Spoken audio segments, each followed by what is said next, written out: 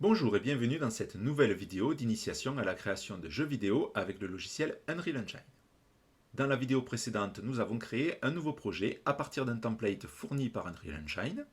Nous avons testé le jeu et modifié le mapping des touches. Je vous propose de commencer à modifier le projet que nous avons créé. Et pour cela, je réouvre Unreal Engine.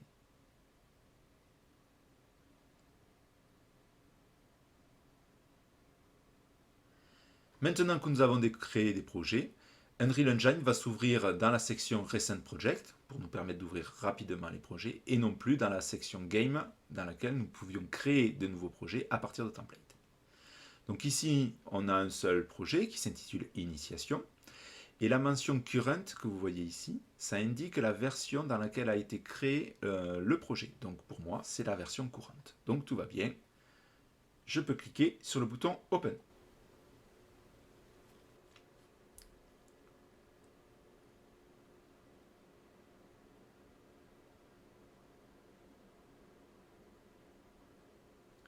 Et nous voilà dans l'interface d'Unreal Engine.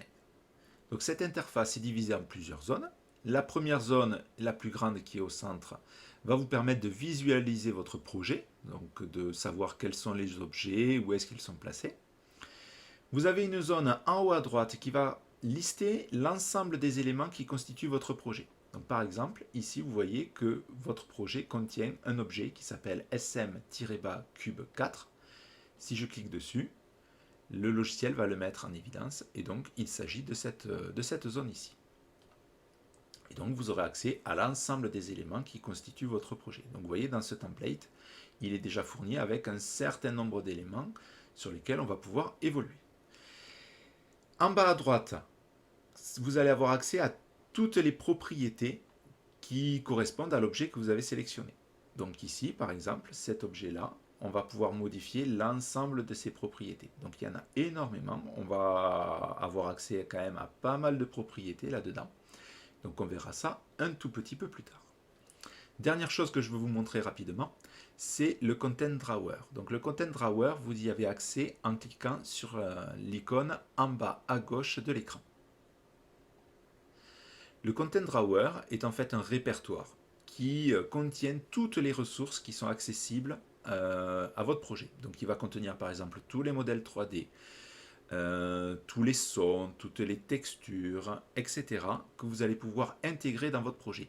Donc il faut bien faire la différence entre le Content Drawer qui contient toutes les ressources que vous pouvez utiliser et l'ensemble des éléments qui sont effectivement utilisés dans votre projet. Donc pour réduire le Content Drawer, il suffit de recliquer sur le bouton. Donc là où on va passer le plus de temps, c'est bien sûr la fenêtre principale ici, où on va pouvoir modifier notre projet. Et donc, l'une des choses les plus importantes à faire au départ, c'est apprendre à se déplacer dans cette zone. Donc le déplacement va se faire à l'aide de la souris essentiellement. Et donc, on va voir comment ça va se passer. La première façon d'utiliser la souris, c'est de cliquer sur la zone ici, avec le bouton droit, et de bouger la souris. Donc là, on voit que quand je la déplace vers la droite, vers la gauche, vers le haut ou vers le bas, voilà, on change la vue en fait que l'on a, mais en restant à la même position. Donc c'est comme dans le jeu que l'on vient de créer, voilà, on a juste l'orientation qui change. Voilà. Première façon d'utiliser la souris. Deuxième façon, c'est en appuyant sur le bouton gauche. Donc je clique sur le bouton gauche. Si je vais vers l'avant, vous voyez, j'avance. Si je vais vers l'arrière, je recule. Si je vais vers la gauche, par contre, je tourne. Mais je tourne de façon horizontale. Et là, je tourne vers la droite quand je me déplace vers la droite. Donc ça aussi, c'est assez intéressant, par exemple, pour se déplacer dans la zone. Troisième façon d'utiliser la souris, c'est avec la molette. Donc la molette, si je fais rouler la molette vers l'avant, ben je zoome. Si je fais rouler la molette vers l'arrière, je dézoome. Donc ça, c'est intéressant aussi à savoir. Et il y a une quatrième façon, c'est en appuyant sur la molette. Donc j'appuie sur la molette et je maintiens appuyé. Si je vais vers l'avant, je monte. Si je vais vers l'arrière, je descends. Et si je vais vers la gauche, je me déplace vers la gauche. Si je vais vers la droite, je me déplace vers la droite. Donc voilà. Donc vous avez quatre façons en fait d'utiliser la souris. Donc bouton droit, bouton gauche, molette en la faisant rouler et molette en appuyant dessus. Toutes ces options en fait sont liées à une certaine vitesse. Donc par exemple, quand j'appuie avec le bouton gauche et que je me déplace vers l'avant, voilà, je vais à une certaine vitesse. Là, la vitesse, elle convient parce que votre projet est très, très petit, très réduit. Mais quand vous allez avoir des projets qui sont beaucoup plus grands, vous allez peut-être vouloir vous déplacer beaucoup plus rapidement avec la souris. Vous avez une option ici, donc en haut à droite de cette zone, vous avez un certain nombre de boutons. On va en parler beaucoup dans cette vidéo. Vous en avez un, c'est l'avant-dernier ici, qui correspond à une caméra. Et quand on est dessus, il met caméra speed, donc la vitesse de la caméra, et vous avez un nombre ici, 4, donc qui correspond à la vitesse de la caméra. Il suffit de cliquer dessus, et on peut augmenter la vitesse de la caméra. Donc on peut aller la faire jusqu'à 8 par exemple. Et regardez ce qui se passe maintenant quand j'appuie sur le bouton gauche de la souris et que j'avance. Je vais beaucoup plus vite, alors que je me déplace à peine avec la souris. Donc voilà, cette option-là va vous permettre de changer la vitesse de déplacement. Donc par exemple, si vous voulez faire quelque chose de très précis, vous pouvez vous mettre à une vitesse de caméra de 1. Et là, par contre, pour avancer, il va falloir que vous avanciez la souris beaucoup, beaucoup, beaucoup. Voilà, donc ça c'est pour, par exemple, le travail de précision. Donc je vais me remettre à une vitesse de 4, puisque c'est une vitesse assez moyenne, et elle me convient parfaitement pour ce que je vais faire maintenant. Alors maintenant, on va modifier un peu la scène, de manière à ce qu'on se l'approprie. Alors, par exemple, la première chose que je vais faire, c'est d'enlever des choses inutiles. Alors, par exemple, dans la version que je vous propose, on ne peut pas accéder à ces zones-là avec les rampes. Voilà, les rampes ont été supprimées. Mais donc j'ai envie de supprimer ces rampes. Donc c'est tout simple pour supprimer des rampes. Alors il y a deux moyens. Il suffit d'abord de sélectionner la rampe. Donc pour sélectionner la rampe, je vais cliquer sur l'objet en 3D. Vous voyez, là je l'ai. Il y a un gizmo, ce qu'on appelle un gizmo qui apparaît. On va en parler très rapidement, vous allez voir. Et pour le supprimer, j'ai deux façons. Soit j'appuie directement sur le bouton supre du clavier. Et voilà, la rampe a disparu. Soit j'utilise le menu contextuel, c'est-à-dire le bouton droit de la souris. Donc je vais faire disparaître cette rampe aussi, pareil. Donc je clique dessus. Vous voyez, à chaque fois, l'objet que j'ai sélectionné apparaît dans le cadre en haut. On a ses propriétés qui apparaissent ici. Et donc je fais un clic droit et je peux utiliser donc ce que je veux. Donc ici, par exemple, eh bien non, on ne peut pas le supprimer avec le bouton droit. Je croyais, eh bien non. Donc c'est pas grave. Il suffit de le sélectionner et d'appuyer sur le bouton supre. Voilà. Et donc, on a bien supprimé nos rampes. Donc maintenant, quand je vais lancer le jeu, je vais me rendre compte que je ne peux plus monter sur ces zones-là. Vous voyez, c'est très rapide. Et Unreal, voilà, gère ça de façon instantanée. Voilà. Donc, maintenant, ce que je vais faire, c'est que je veux déplacer ce pistolet. Donc ce pistolet est trop facile d'accès, je vais le placer ici de manière à ce que le personnage doive suivre un petit chemin, donc monter cette rampe, sauter, puis ressauter pour pouvoir avoir accès au pistolet. Alors pour faire ça, je vais sélectionner l'objet, et là je vais utiliser les outils en fait de modification du projet. Donc il y en a 4 ici, c'est les 4 premières. La première, c'est un outil de sélection. Donc si je l'actionne, je ne peux que sélectionner les objets. Donc voilà, on est très limité avec cet objet-là. C'est pour ça que moi je l'utilise quasiment jamais. Voilà, donc il ne fait que sélectionner. Le deuxième objet, c'est pour déplacer les objets. Donc pour déplacer les objets, voilà, je peux sélectionner un objet et j'ai un gizmo qui apparaît. Alors ce gizmo-là, c'est un gizmo de déplacement. Donc on va pouvoir déplacer l'objet en 3 dimensions, c'est-à-dire selon les 3 axes. L'axe X, l'axe Y et l'axe Z. Donc chacun de ces axes est représenté par une couleur de manière à ce que ça soit plus facile à repérer. Et donc pour déplacer un objet, il suffit juste que je place le curseur de la souris sur la flèche qui correspond. Vous voyez, elle change de couleur, elle devient jaune. Et je clique, je maintiens le clic et je déplace. Et voilà. Et donc mon objet va être déplacé et ne va plus être à la même position quand je vais lancer le jeu. Alors, maintenant, je vais vous demander de regarder ici, donc en bas à droite, sur les propriétés de l'objet. Vous voyez qu'ici, on a une propriété, donc dans la zone transform, qui s'appelle location, c'est-à-dire position en français. Et donc, vous avez les coordonnées de l'objet en 3 dimensions, c'est-à-dire sur l'axe X, sur l'axe Y et sur l'axe Z. Et vous voyez que les couleurs rouge, vert, bleu correspondent aux 3 axes ici. C'est-à-dire que quand je déplace l'objet selon l'axe Y avec la flèche verte, vous allez voir que en temps réel, ça va changer la valeur qui va être indiquée ici. Voilà. Donc en fait, on a deux façons de modifier la position d'un objet. C'est soit en utilisant l'option de déplacement et en travaillant sur les flèches de déplacement, soit directement en changeant les valeurs ici. Donc par exemple, ici, au lieu de 1240, je vais taper 1000. Et vous voyez, l'objet se déplace pour correspondre en fait aux coordonnées qu'on a saisies ici. Donc soit vous avez un déplacement qui va être facile parce qu'on a des repères graphiques, soit vous pouvez avoir un déplacement qui est très précis en rentrant les coordonnées exactes de l'endroit où vous voulez que se place l'objet. Voilà, vous pouvez faire ce que vous voulez. Alors, moi je veux qu'il soit là, donc je l'ai déplacé selon l'axe Y à peu près à l'endroit que je veux.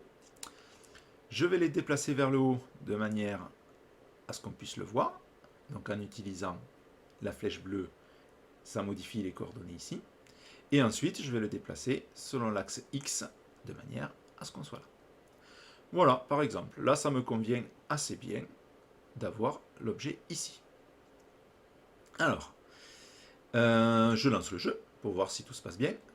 Voilà, et donc là, je n'ai plus le pistolet en face de moi, comme je l'avais au départ, mais je l'ai bien là-bas.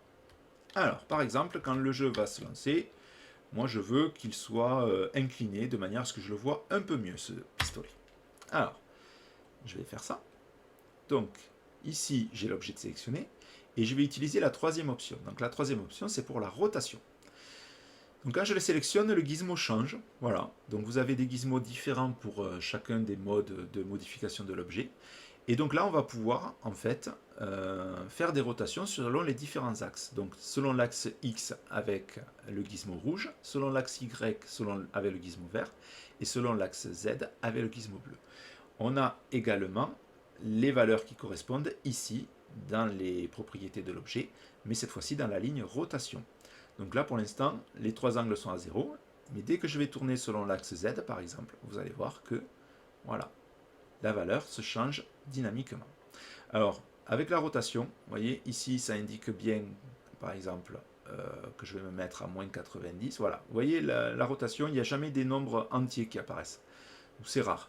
Donc après, ce que vous pouvez faire, c'est le changer à la main. Donc moins 89,9999, on peut le changer à moins 90. Ça n'a pas d'importance, vous pouvez vous en passer. Et voilà. Donc là, quand je relance le jeu, cette fois-ci, voilà, l'objet est tourné. Alors, il y a une quatrième option, ici, qui correspond au scale en anglais, c'est-à-dire l'agrandissement. Donc ça va vous permettre d'agrandir des objets. Alors, je ne vais pas le faire avec le pistolet, puisque le but, c'est pas d'agrandir le pistolet, mais par exemple, je vais le faire avec un cube. Je vais le faire avec ce cube-là. Donc là, j'ai l'outil de rotation, donc je peux continuer à tourner l'objet, par exemple, ici, voilà, pour le changer d'orientation, peu importe. Mais surtout, je vais utiliser donc l'outil Scale. Le gizmo change à nouveau de forme, et donc là, on va pouvoir agrandir l'objet selon plusieurs axes. Et donc, regardez, il suffit de cliquer dessus. Et donc là, je vais agrandir l'objet selon l'axe X, par exemple. Et je peux lui donner la forme que je veux. Je vais l'agrandir selon l'axe Z. Voilà. Et là, il faut faire attention, vous voyez, il y a une collision entre l'objet et le sol, par exemple. Donc après, il ne faudra pas oublier de repositionner l'objet de manière à ce qu'il soit au-dessus du sol. Et voilà. Donc là, on a appris à déplacer des objets, à faire tourner des objets et à agrandir des objets. Donc je peux lancer le jeu. Et là, je vois que mon objet est devenu très très grand. Donc si vous vous rappelez, quand je bouge des petits cubes, c'est très facile de les faire bouger.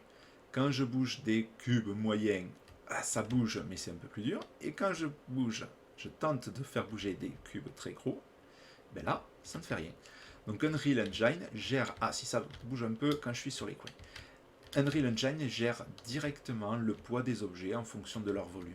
Donc ça, c'est super, on n'a pas à s'en inquiéter.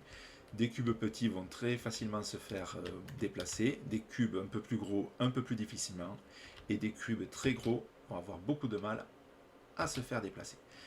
De la même façon, quand je vais tirer dessus, donc quand je tire sur des cubes petits, ils bougent énormément. Quand je tire sur des cubes gros, ils bougent un peu moins. Et quand je tire sur les cubes très gros, quasiment pas. Vous voyez, Unreal Engine gère aussi le basculement. Si je tire dessus, je vais pouvoir faire basculer mon cube. Voilà. Donc voici les commandes, on va dire, de base pour pouvoir modifier votre projet. Donc vous pouvez déplacer des objets, vous pouvez les faire tourner, vous pouvez les agrandir. Et maintenant, on va commencer. Alors, on a vu comment aussi les supprimer, mais on n'a pas vu comment en ajouter. Alors, je vais vous montrer la façon la plus simple pour pouvoir ajouter des objets. C'est d'utiliser le Content Drawer. Donc, le Content Drawer contient toutes les ressources qui vont vous permettre d'ajouter des éléments dans votre jeu. Alors, le Content Drawer contient à la base 5 dossiers. Donc il y en a 4 qui correspondent au template First Person, donc First Person Arms, FP Weapon et Level Prototyping. Bon, on ne sait pas trop ce qu'ils contiennent, mais bon voilà. Et vous avez un 5e répertoire qui s'appelle Starter Content et qui contient le contenu supplémentaire que vous avez coché lors de la création du projet. Donc si vous ne l'avez pas, c'est que vous n'avez pas coché le Starter Content. Et donc voilà, vous allez vous passer de ça en fait. C'est pas très grave, mais bon, on peut l'utiliser. Et bien moi je vais l'utiliser pour ajouter un objet par exemple. Donc il suffit de double-cliquer pour l'ouvrir. Et donc vous avez accès à plein de choses. Donc des éléments d'architecture, des éléments audio, les blueprints. Donc les blueprints c'est le langage de programmation d'Unreal Engine. On va y revenir dans une vidéo qui va arriver dans pas très longtemps. Les HDRI c'est assez particulier, on va y revenir plus tard. Les maps, donc ça c'est par exemple votre niveau là, c'est une map.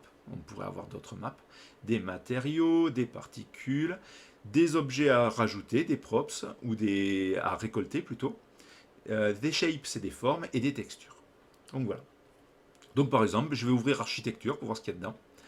Et je me rends compte voilà, qu'il y a des éléments un peu différents, des formes 3D voilà, qu'on pourrait rajouter. Alors ça ne m'intéresse pas trop, donc je vais revenir dans le Starter Content, et je vais ouvrir Props. Tiens.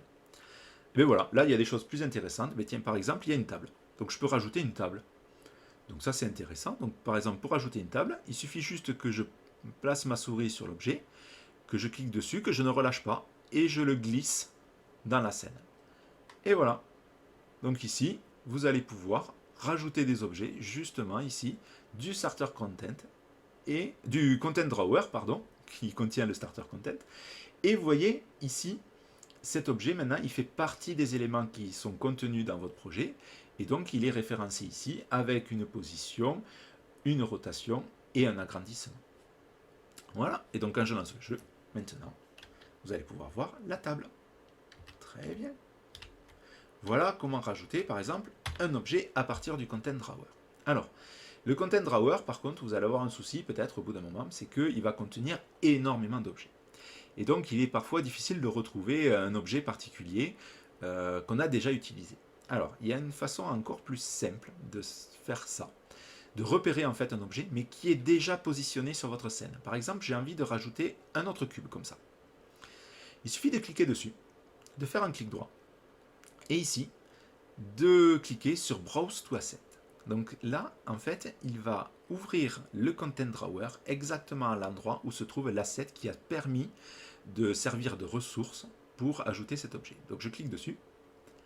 Et là, vous voyez, je suis dans un répertoire. Donc, je suis dans le répertoire Content, Level Prototyping, Mesh. Et là, j'ai un objet qui s'appelle le SM Chamfer Cube qui correspond exactement à cet objet-là. Donc là, il suffit que je fasse comme d'habitude. C'est-à-dire que je clique dessus, je ne relâche pas, et je glisse. Et là, je peux rajouter à nouveau un objet. Tiens, par exemple, que je vais rajouter ici. Et voilà. Donc là, il ne se place pas très très bien. Donc je vais le placer bien à la hauteur. Donc là, en vous déplaçant, vous pouvez vous arranger pour vous placer au bon endroit. Bah, il était bien, j'étais au bon endroit. Et voilà, on vient de rajouter un autre objet à notre scène. Je vérifie qu'il s'y trouve bien. Et voilà. Et donc là, il se trouve bien au bon endroit. Parfait. Et donc voilà, vous avez appris à modifier un petit peu la scène de manière à créer votre propre jeu. Donc, je vous propose de supprimer la table parce que je ne vais pas la garder. Son aspect esthétique diffère un peu du reste, donc je ne vais pas le garder. Je vais supprimer... Non, je vais le laisser. Je vais laisser tout ça. Pas de problème. Je vais le décaler légèrement. Et je vous propose d'arrêter là pour cette vidéo. On se retrouvera dans la prochaine vidéo pour créer une nouvelle zone complètement adjacente à celle-ci. Et donc en attendant, vous pouvez faire quelques modifications sur ce projet, rajouter des objets, voir un peu comment ils interagissent avec le déplacement du personnage ou les tirs avec le fusil. Et je vous dis à bientôt. Avant de continuer à modifier ce projet, je voulais vous parler des éléments qui le constituent. Donc ce projet est constitué essentiellement d'éléments 3D, donc que nous avons modifiés légèrement dans cette vidéo, et qui sont repérables ici grâce au préfixe SM qui veut dire Static Mesh. Donc il s'agit en fait d'éléments 3D. Donc vous avez ici les cubes et les rampes par exemple. Donc ici ils sont rangés dans des répertoires de manière à ce que on puisse facilement les fermer et les cacher. Donc ici on voit qu'on a un bloc 1 qui correspond à tout ça et qui est constitué en fait de 5 éléments qui sont repérables ici. Et on a d'autres éléments qui ne sont pas des éléments 3D. On a tout ce qui gère la lumière. Alors la lumière, c'est les éléments qui sont représentés ici mais qui n'apparaissent pas quand le jeu est lancé. Donc on a une directional light. Donc la directional light, c'est la lumière directionnelle qui simule en fait notre soleil. Donc notre soleil est là-haut. Donc on a la possibilité dans Unreal Engine en fait de masquer ces éléments et de voir en fait quel est leur effet quand ils ne sont plus là. Donc par exemple je vais le masquer en cliquant sur le petit œil ici. Donc vous voyez on n'a plus du tout de lumière. Donc voilà, on n'a plus de soleil. Mais voilà, donc on ne voit plus rien. Donc je le fais réafficher. Donc voilà, donc ça c'est un élément qu'il ne faut surtout pas supprimer. Vous pouvez le modifier si vous voulez par exemple changer l'intensité lumineuse, etc. Mais il ne faut surtout pas le modifier, le supprimer. Ensuite on a un exponential height fog. Donc ça c'est le brouillard qui fait que au bout d'un moment on ne voit plus ce qu'il y a derrière. Donc je vous montre quel est l'effet quand il n'est pas là. Donc voilà, quand il n'est pas là, vous voyez en dessous ici, il n'y a rien, c'est noir. Donc on n'affiche rien. Donc celui-là, il permet d'avoir une vision à longue distance qui soit beaucoup plus agréable. On a un post-process volume, donc là, voilà, qui assombrit un petit peu la vision. Donc voilà, donc ça à vous de voir si vous voulez le garder ou pas. On a un sky atmosphere, donc là, en fait, ça enlève le ciel, tout simplement, si on l'enlève. Ensuite, on a un skylight, donc là, c'est de la lumière générée par le ciel. Donc je vous montre un peu la différence. Vous voyez, il y a une différence subtile, mais c'est beaucoup plus joli quand même avec ce skylight. Ensuite, on a un static mesh pour justement le ciel. Donc là, on ne voit pas trop la différence, mais il vaut mieux le laisser. Et ensuite, vous avez les volumetric cloud, donc c'est les nuages. Donc si vous ne voulez pas de nuages, voilà, vous pouvez supprimer cet élément. Donc voilà, donc la scène à la base n'est pas constituée uniquement de modèles 3D, mais elle contient aussi quelques fichiers, par exemple pour gérer la lumière. On continue, on a aussi encore des modèles 3D, et ensuite on arrive sur des objets qui sont intéressants, dont l'existence doit être connue pour qu'après on puisse l'utiliser. Alors, en premier, on a un fichier dont le préfixe est BP. Donc BP, ça signifie blueprint. Donc ça veut dire que c'est un objet qui a en fait un aspect programmatif. Donc par exemple, ce bloc-là n'a pas d'aspect programmatif, il est juste là, vous pourrez faire ce que vous voulez, son comportement ne changera pas. Par contre, le pistolet, lui, ou le fusil, a besoin d'être programmé. Donc par exemple, il faut lui dire quand est-ce qu'il est pris en main, quand est-ce qu'il doit tirer, etc. Donc c'est pour ça qu'on a un blueprint. Donc voilà, donc là, ne vous étonnez pas, dès qu'on verra BP, il s'agit en fait d'un objet qui contiendra un aspect de programmation. Ensuite, on a le player start. Alors le player start, c'est assez particulier. Donc c'est cette zone-là, vous voyez, qui correspond à une manette et avec une sorte de drapeau. C'est l'endroit où en fait le personnage va apparaître. Donc là, quand je lance le jeu, vous allez vous rendre compte donc qu'il se situe à peu près entre ces trois lots de cubes. Voilà, vous voyez, il apparaît là. Et donc il suffit que je déplace cet objet-là.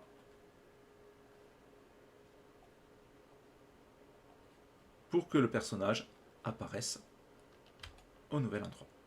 Donc voilà, le player start ne sert qu'à ça, mais si vous le supprimez, Votre personnage va apparaître vraiment à l'origine du jeu et c'est peut-être pas du tout l'endroit où il faudrait qu'il apparaisse. Donc voilà. Alors, par exemple, je veux revenir aussi à la position de départ du player start. Je ne veux pas le remettre là. Donc vous pouvez annuler en fait, les modifications que vous avez faites. Et pour ce faire, ben, c'est comme tous les autres logiciels, il suffit de faire un CTRL-Z. Et donc le CTRL-Z va annuler toutes les actions que vous avez faites au fur et à mesure. Voilà. Donc ça c'est le player start. On a aussi ce qu'ils appellent un text render actor. Donc si je le sélectionne, en fait vous voyez, c'est le nom que vous avez ici. First person template. Donc en fait c'est une zone de texte. Donc à chaque fois que vous voudrez faire une zone de texte, il faudra utiliser ce qu'on appelle un text render actor. Et ensuite, vous avez deux objets qui correspondent au monde. Donc ça, il faut les laisser. Je ne sais pas trop l'intérêt que ça a. Donc quand on les supprime, quand on les masque, pardon, ça n'a pas d'effet. Mais voilà, il faut le laisser de manière à ce que le logiciel puisse tourner. Voilà, c'était juste une petite précision pour vous montrer tous les éléments qui constituent votre projet à la base. À bientôt!